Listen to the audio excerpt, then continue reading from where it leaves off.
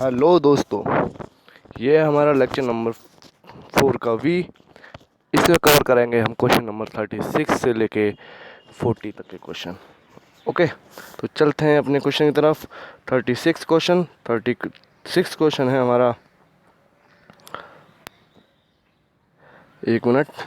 Okay, चलते हैं अपने 36 क्वेश्चन की तरफ। 36 क्वेश्चन है, इन ए 2-dimensional incompressible steady flow around an airfoil. The streamlines are 2 cm apart at a great distance from the airfoil, where the velocity is 30 meter per second. The velocity near the airfoil, where the streamline are 1.5 cm apart each. देखिए यहाँ पे हमें 2 centimetre streamline की spacing दे रखी है और वहाँ पर हमें वेलोसिटी दे रखी है 30 मीटर पर सेकंड, और दूसरी जगह हमको स्पेसिंग दे रखी है 1.5 मीटर और वहाँ पे हमसे वेलोसिटी हमसे पूछी है। ओके, तो देखिए इसकी एक्सप्लेनेशन पर चलते हैं हम। इसकी एक्सप्लेनेशन दे रखी है हमको अगले पेज पर। देखिए ये है इसकी एक्सप्लेनेशन। इसमें देखिए V1 हमको दे रखा है 2 सेंटीमीटर, V2 स्पेसिंग जो दे रखी है V1, वो V1 है हमारी 2 सेंटीमीटर। स्पेसिंग जो है दूसरी जगह स्पेसिंग जो है वह V2 वो है 1.5 सेंटीमीटर। वेलोसिटी पहली जगह जहाँ पे स्पेसिंग 2 सेंटीमीटर थी वहाँ पे वेलोसिटी कितनी है 3 मीटर पर सेकंड, 3 मीटर पर सेकंड। ओके, तो देखिए हमारा जो रिलेशन है वो ये है। स्पेसिंग जो होती है वो डायरेक्टली प्रोपोर्शनल टू होती है Q के और इन्वर्सली प्रोपोर्शनल होती है B के। यानी कि B जो है ये स्पेसिंग है और Q जो है वो फ्लो पर यूनिट। ओके, या फिर इसे हम कह सकते हैं डिस्चार्ज जो इसे हम कह सकते हैं, फ्लो पर यूनिट या डिस्चार्ज। तो आपको ये ध्यान रखना है कि B जो होती है वो Q के डायरेक्टली प्रोपोर्शनल और B के इन्वर्सली प्रोपोर्शनल होती है। तो यहाँ से Q हमारा कांस्टेंट, ओके, सेम फ्लो ही बह रहा है दोनों जगह। तो ये रिलेशन हमारा निकल आएगा V1/V2 is equal to velocity of 2 velocity of 1। यहाँ पे हमें 3 डाटा दे रखे हैं, V2 हमारा निकल आएगा। ये रहा इसका एक्सप्लेनेशन, V2 यहाँ से हमारा निकल आएगा। ये 2 दे रखा है, ये 1.5 दे रखा है, ये 30 दे रखा है, हमारा V2 आ जाएगा 40। ओके,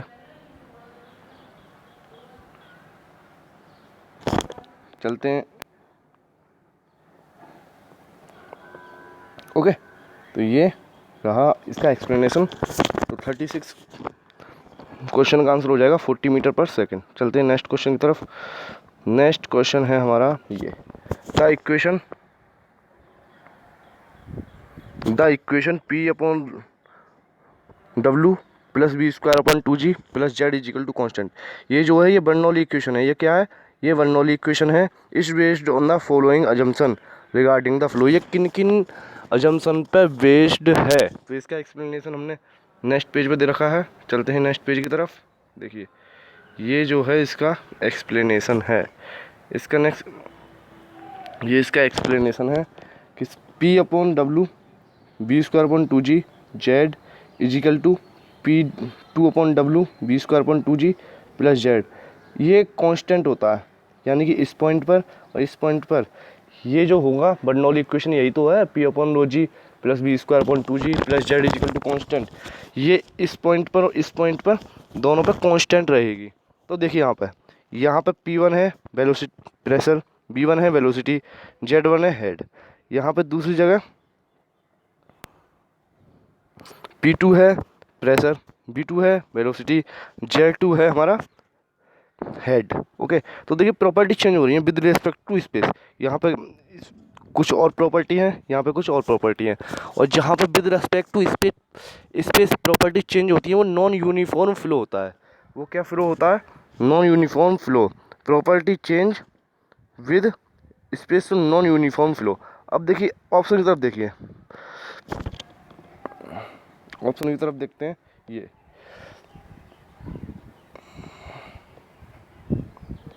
स्टडी, ये स्टडी तो होगा। स्टडी क्यों होगा? क्योंकि property with respect to time change नहीं हो रही, यानी कि एक पॉइंट पे with respect to time change नहीं होंगी। ऐसा नहीं है कि वेलोसिटी अब 15 सेंटीमीटर है मीटर पर सेकंड है, 20 मिनट बाद कुछ और होगी नहीं, वो 20 ही मीटर पर सेकंड रहेगी, टाइम के साथ वो चेंज नहीं होंगी। अगर एक पॉइंट है तो वो टाइम के साथ चेंज नहीं होगी। तो ये स्टडी तो है, स्टडी हमारा वो फ्लो है, फ्रिक्शनलेस भी होगा। ओके, ये तो लगभग हर प्रत्येक फॉर्म में यही बात मानी जाती है। एफएम की जितनी भी अजम्पशन है लगभग सभी में है कि फ्रिक्शनलेस है, इनकम्प्रेसिबल है। ओके, अलोंग द स्ट्रीमलाइन है। ये तो ऑप्शन सब सही है। देखिए बाकी हमने अभी देखा था ये नॉन यूनिफॉर्म फ्लो है। तो देखिए ये बी वाला ऑप्शन, यूनिफॉर्म यूनिफॉर्म यूनिफॉर्म, तो ये तीनों ही ऑप्शनों में यूनिफॉर्म दे रखा है। तो ये तीनों ऑप्शन गलत, क्योंकि हमारा फ्लो क्या है, नॉन यूनिफॉर्म फ्लो है। तो क्या जम्सन हो गए हमारे इसके बर्नौली थ्योरम के, इसके हो गए स्टेडी फ्लो होगा, फ्रिक्शनलेस फ्लो होगा, इनकम्प्रेसिबल होगा और अलोंग द स्ट्रीम लाइन होगा। ओके, चलिए चलते हैं नेक्स्ट क्वेश्चन की तरफ अपने की। 38, ये देखिए, when the velocity distribution is uniform over the cross section the correction factor of form moment is। इस क्वेश्चन में हम पहले देखेंगे कि करेक्शन फैक्टर आखिर मोमेंट के लिए क्या होता है। ओके, तो देखिए दो तरह के करेक्शन फैक्टर होते हैं, एक correction factor for kinematic energy, एक correction factor for momentum. Correction factor for kinematic energy देख लेते हैं पहले। इसमें दो ही है, ये थोड़ा मैंने एक्सप्लेन कर दिया है दोनों को ही, काइनेमेटिक एनर्जी वाले को भी और मोमेंटम वाले को भी। तो पहले देख लेते हैं काइनेमेटिक एनर्जी वाले को। ओके,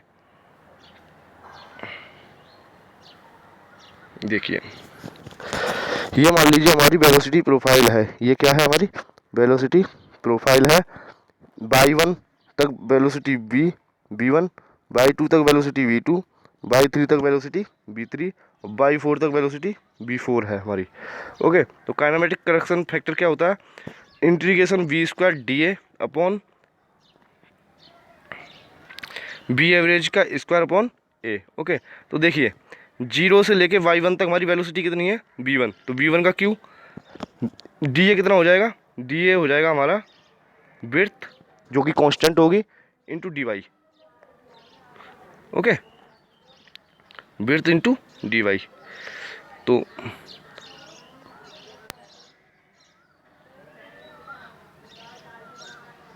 ओके, तो देखिए यहाँ पहले y1 0 से लेकर y1 तक की लिमिट होगी हमारी, 0 से y1 तक की लिमिट होगी।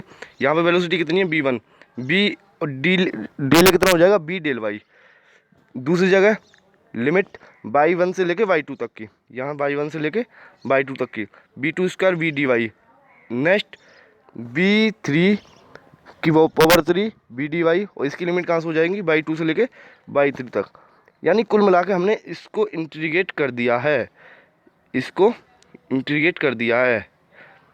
b1 रखा हमने पहले b dy, b2 की वैल्यू 3 b dy, b3 की value 3 B D Y, b4 की value 3 B D Y. Okay, तो ये पहला इंटीग्रेशन 0 से y1 तक, दूसरा y1 से y2 तक, तीसरा y2 से y3 तक और चौथा y3 से y4 तक अपॉन बी एवरेज के अपॉन ए। यानी कि इन सब की जितनी भी एवरेज वेलोसिटी होगी, कुछ एवरेज वेलोसिटी होगी ना सबकी, भाई मान लो एक की 2 है, ये b1 2 है, b2 3 है, b4 4 है, तो कुछ इनकी एवरेज वेलोसिटी होगी, तो अपॉन वो इंटू ए। बी एवरेज जो होती है वो क्या होती है, integration B D A into A. B average क्या हो जाएगा, 0 से y तक लिमिट, 0 से y तक, 0 से y1 b1 y1। Okay, b2 एक मिनट, अब चलिए y1 से लेके y2 तक v2 v dy, y2 से लेके y3 तक b3 v dy, y3 से लेके y4 तक v4 v dy। ये हमने इंटीग्रेट कर दिया, बी एवरेज हमारा यहाँ से निकल आएगा। ओके, अब यही एनर्जी करेक्शन फैक्टर हो गया। अब देखते हैं हम momentum correction factor. Momentum correction factor होता है, देखिए वहाँ पे b की वैल्यू 3 थी, यानी b की पावर क्या थी 3, यहाँ पे सिर्फ b की पावर 2 है, बाकी वही है। इंटीग्रेशन b² dA और अपॉन बी एवरेज का स्क्वायर अपॉन ए। पिछले वाले देखिए इस सिर्फ हमको क्या करना है, इस जहाँ पे हमने b की वैल्यू b की पावर 3 करा, वहाँ पे सिर्फ इसमें b की पावर 2 कर देनी है। बाकी वही रहेगा। इसे आप खुद करके देखिए, अगर नहीं समझ में आएगा तो मैं आगे बता दूंगा। ओके, अब हमें क्वेश्चन में क्या दे रखा है? क्वेश्चन में हमको दे रखा है कि डेप्थ और यूनिफॉर्म वेलोसिटी प्रोफाइल है, यानी वेलोसिटी जो है वो डेप्थ के हिसाब से वेरी नहीं कर रही है। तो इसमें जो होगा ये साफ दिख रहा है, देखिए ये फार्मूला होता है इसका, बी जो होगा 1 होगा, इस केस में बी 1 होगा, क्योंकि टोटल इंटीग्रेशन बी स्क्वायर ए का और बी एवरेज का स्क्वायर अपॉन ए। बी एवरेज जो होगी वो बी के बराबर ही होगी, जितनी बी है बी को तो चेंज ही नहीं हो रही ना, तो दोनों सेम होंगे। जब दोनों सेम होंगे तो आपस में कट के आंसर एक। तो इसका आंसर क्या हो जाएगा? When the velocity distribution is uniform over the cross section the correction factor for momentum is 1। Okay, next question की तरफ चलते हैं। नेक्स्ट क्वेश्चन अब इसमें देख लीजिए, इसमें ये डाटा एकदम क्वेश्चन पूछा जाता है पेपर में कि अल्फ़ा की वैल्यू क्या होती है डिफरेंट केसों में, और बीटा, यानी कि मोमेंटम करेक्शन फैक्टर बीटा और एनर्जी करेक्शन फैक्टर अल्फ़ा, इनकी वैल्यू डिफरेंट केसों में क्या होती है। तो लेमिनार फ्लो सर्कुलर पाइप का है तो अल्फ़ा की वैल्यू 2 और बीटा की value 4/3। Laminar flow parallel plate के बीच में अल्फ़ा की वैल्यू 1.543 और 1.543 पैरेलल प्लेट वाला केस में, लेमिनार फ्लो के केस में लेमिनार पैरेलल प्लेट अल्फ़ा 1.543 और बीटा 1.2। टर्बुलेंट सर्कुलर अल्फ़ा 1.03 से लेके 1.06 तक और बीटा 1.015 होता है लगभग। आइडियल के केस में ये जो होता है ये इम्पोर्टेंट एकदम, एक तो ये इम्पोर्टेंट, एक ये इम्पोर्टेंट और एक ये बहुत ज़्यादा इम्पोर्टेंट है। ये तीन जिन पर मैंने सर्कल किया है ये तीनों इम्पोर्टेंट है। आइडियल के केस में अल्फ़ा जो होता है वो 1 होता है, लेमिनार के केस में लेमिनार सर्कुलर के केस में अल्फ़ा 2 होता है और बीटा 4/3 होता है। ओके, तो ये याद अगर सब हो जाए तो अच्छी बात है, बाकी ये तीन तो बहुत ज़्यादा इंपॉर्टेंट है। ओके, नेक्स्ट चलते हैं नेक्स्ट क्वेश्चन की तरफ। नेक्स्ट क्वेश्चन है least possible value of correction factor 4। देखिए लीस्ट पॉसिबल वैल्यू जो करेक्शन फैक्टर है काइनेमेटिक एनर्जी के लिए भी 1 होती है और मोमेंटम करेक्शन फैक्टर भी 1 होता है। मिनिमम वैल्यू लीस्ट वैल्यू कितनी होगी? काइनेमेटिक एनर्जी के लिए भी 1 होगा और मोमेंटम करेक्शन फैक्टर भी 1 होगा। तो काइनेमेटिक्स एनर्जी इज 1 और मोमेंटम इज 1। वो तो इसका आंसर क्या हो जाएगा? इसका आंसर हो जाएगा सेकंड एंड फोर्थ।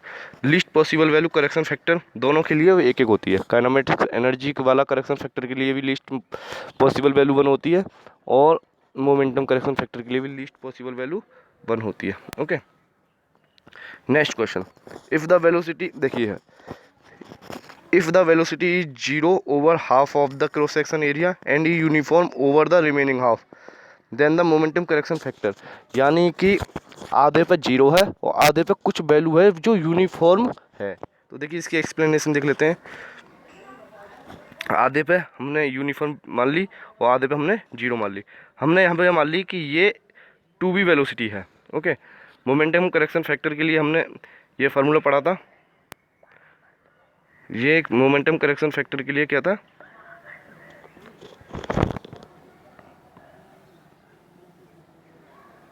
ये देखिए B integration B square D A upon B average का स्क्वायर ए। तो देखिए 0 से लेके dy तक हमारी वेलोसिटी कितनी है? हमने मान ली 2b, B D Y plus d2 से लेके d तक कितनी वेलोसिटी है? 0 इंटू बी डी वाई। इसे हम इंटीग्रेशन कर देंगे। अब बी एवरेज क्या होता है? बी एवरेज होता है हमारा B D A upon A. Okay, यही तो होता है बी एवरेज। तो देखिए बी 2b है हमारा यहाँ पर, बी डी ए कितना हो जाएगा? B D Y. Okay, plus ऊपर कितनी है यहाँ से? 0 वेलोसिटी, बी डी वाई। पहला इंटीग्रेशन 0 से लेके 2y तक, dy 2 तक, और दूसरा इंटीग्रेशन dy 2 से लेके, सॉरी ये थोड़ा यहाँ पे गलती हो गई है, ये dy 2 से लेके d तक इंटीग्रेशन होगा, क्योंकि यहाँ तक ये कहाँ से कहाँ तक वेरी कर रहा है? 0 से dy 2 तक, और ये कहाँ तक वेरी कर रहा है? dy 2 से लेके ये वाला कहाँ तक वेरी कर रहा है? ये dy 2 से लेके d तक। ओके, देखिए तो अपॉन बी ए, क्योंकि बी डी ए अपॉन ए होता है ना, तो ये बी डी ए, तो ये वाला आ गया, और ये वाला ए, ये वाला आ गया। ओके, अब इसको हम जब सॉल्व करेंगे तो देखिए, ये आप सॉल्व करके देखिए, ये जो है 2 दूनी 4, 2 2 जा 4, बी स्क्वायर बाई इंटीग्रेशन 0 से लेकर dy2 तक, इस वाली वैल्यू की वैल्यू 0 हो जाएगी, अपॉन 2v इंटीग्रेशन करके देख लेना आप, 2v वी वाई 0 से लेकर इंटीग्रेशन dy2 तक, प्लस इसकी वैल्यू भी 0, क्योंकि यहाँ वेलोसिटी 0 है। ओके, जब इसे सॉल्व करेंगे तो हमारा आंसर आ जाएगा 2। आप इसे एक बार सॉल्व करके देख लीजिए, ये इसका प्रोसीजर है जो मैंने आपको बताया है, इसकी वैल्यू आ जाएगी 2। ओके, तो इस केस में हमारा क्या आ जाएगा, इस केस में हमारा देखिए, if the velocity is 0 over the half of the cross section area and is uniform over the remaining half, तो वहाँ पर मोमेंटम करेक्शन फैक्टर हमारा 2 होगा। जब नीचे आधे पे तो हमारी यूनिफॉर्म वेलोसिटी होगी और आधे पे 0 होगी, तो हमारा मोमेंटम करेक्शन फैक्टर 2 होगा। ये आप थोड़ा ध्यान भी रखिए इस चीज़ को। ओके, तो ये 4-5 क्वेश्चन थे हमारे जो हमने सॉल्व किए। नेक्स्ट क्वेश्चन में हम करेंगे अगली 41 से लेकर 50 तक के क्वेश्चन। तो मिलते हैं नेक्स्ट वीडियो में। Thank you. ओके।